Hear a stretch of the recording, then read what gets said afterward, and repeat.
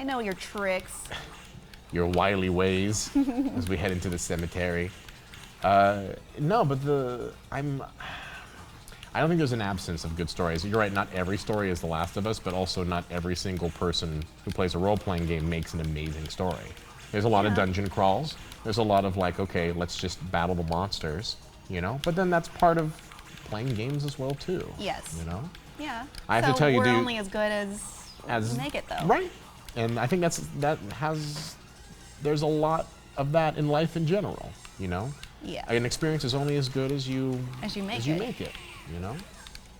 And that's kind of a fun way to think about it in your gaming activities. It's like, oh, you mean I actually have to like participate to make the game fun?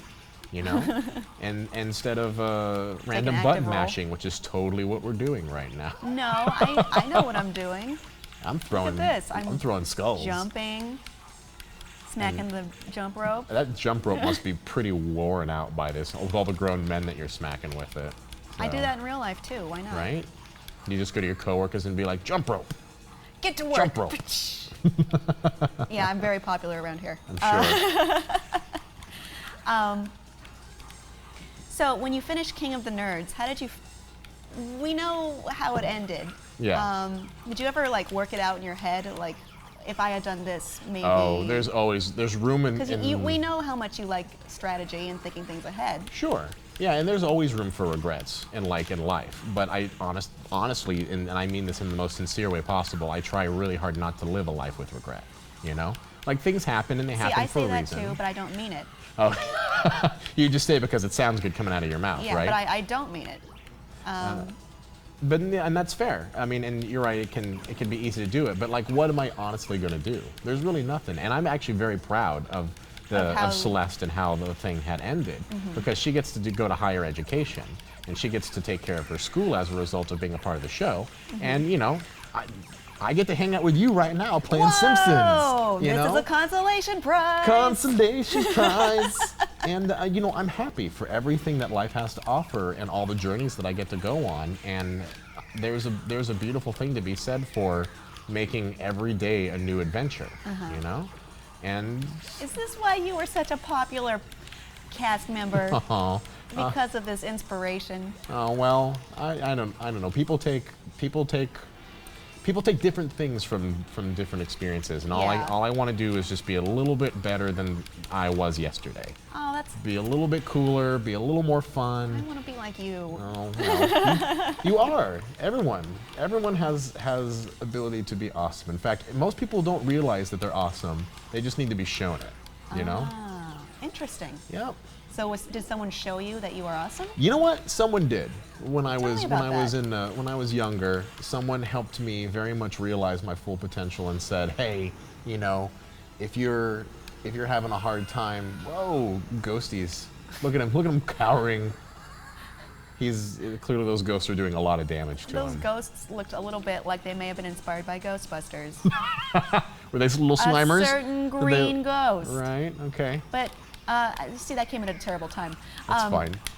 So tell me about this person who made you realize your own power. Well, it was actually funny because it was one of the few people that I actually had courage to go up and talk to when I was in middle school. You know? Oh, was someone in middle school? Yeah, I was in another middle schooler. Right? Another middle schooler. That's incredible, because middle school is usually a terrible time. It was for me, at least. Yeah. It was probably the least happy I've ever been in my life. It was pretty rough for me too. Like I was already super tall when I was in middle school, and I had a buzz cut, and I had a neon green fanny pack. I think that all sounds cool. Really? Well, yeah. The fanny pack does. The fanny pack that had my allergy medication and my tissues inside of it, because I had massive allergies in middle school.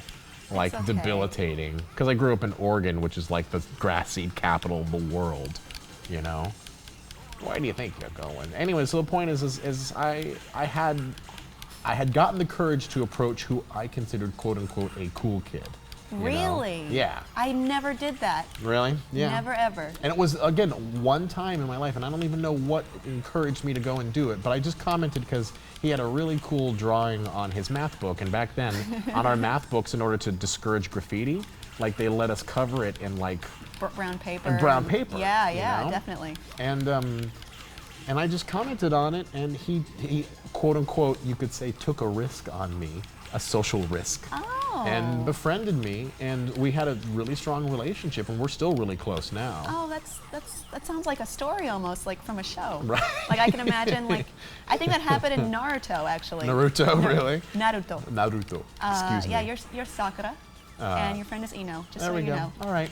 I have been learned in the ways. No, but that's cool though. So taking that risk, did it kind of change who you were? He basically just didn't tell me what I needed to do to be cool, but he just allowed me to like find.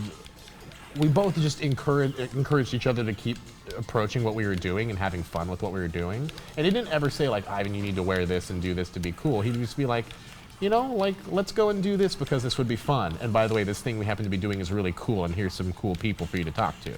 And then I just slowly learned over the course of my own discovery of like, hey, this is what works and this is what doesn't. Do you feel like maybe this is during an awkward time of your life, right? Right. So he kind of was more gentle with you and understanding, like. I don't think he realized it necessarily, because we were just kids. being kids, right? Getting into trouble and doing fun things, and you know. I never had that, but that sounds so great. Yeah, you know, I have to admit, like, you don't think about it when you're in that state. Like, It's- all you worry about is things like popularity You and being feel like so cool much and- pressure, and Right. you don't want to like associate yourself with the. And all you want to be is kids. older. Yeah. All you want to be is like 18 or 21 when you're in middle school, you know? When really the best thing that you can do is just go out there and experience. See, I would like that because I've always kind of struggled with, you know, feeling unsure about myself and Really? not being like afraid to just, you know, embrace things and go, you know, balls out into it. Balls out into it, dude. Best way to get into But then, something. yeah, it's taken me a long time to come into my own. So I think that's cool that that happened at that time for you. Yeah, and I can say that I'm blessed as a result of it. Like I would not want it any other way, and I have a lot to thank for like that one friend who gave me. Oh, Barney, I'm sorry, Barney. I didn't mean to punch you. Well, he doesn't look like he usually does, so it's okay. Yeah. Like green with blonde hair. Right? No. No. Bottle. Wiggle it.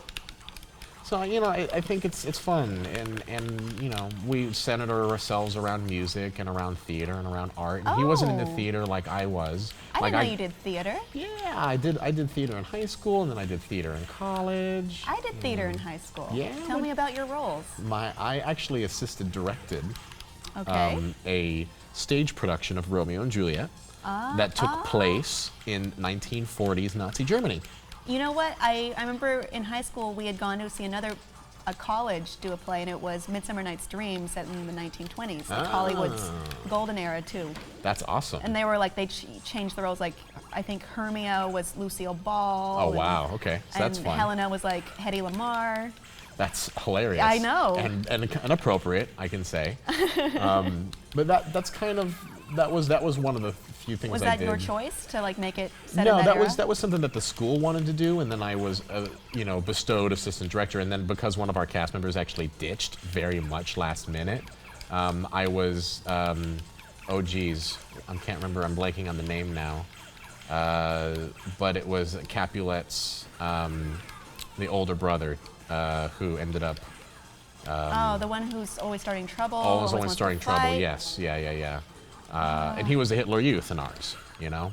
What is his name? It's know, bothering me it's- now. it's- I it's keep a wanting to T, say it's a T Mercutio, name. but Mercutio, Tybalt. Thank Mercutio you. is Mercutio is Romeo's his friend. best friend, So yes. that's not. I just always think of him because I think of the Yeah, no, Tybalt. Leonardo DiCaprio version where where Mercutio Hey, look, it's the dresses like Simpsons. Look, what's a. Oh, arcade. and Marge, there's Marge and Homer.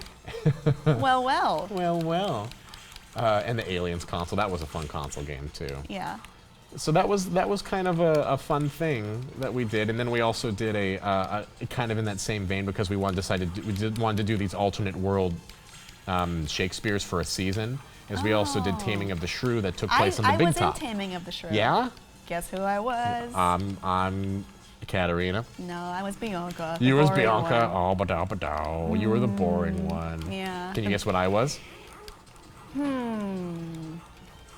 So you were in this one. I was in this one. This one I had an actual role in. I didn't just take over the role because our guy ditched on the week before opening night. Seriously. Who did you play? Patricio. Very respectable. Yeah. Very good. That's a lead role. And Petruchio was the swaggering drunk. Wait, in ours. you had to act like a drunk? Yeah, I had to act like the hobo drunk the entire time, like the drunk, almost like the vaudeville drunk clown. How does a kid who, I assume, doesn't have that much experience with alcohol, Right? do that? You gotta get in it. Gotta get into the Gotta get role. in it. And then doing Shakespeare while you're pretending to be drunk as well too. Like that Getting was the iambic pentameter. right. All of it into its place.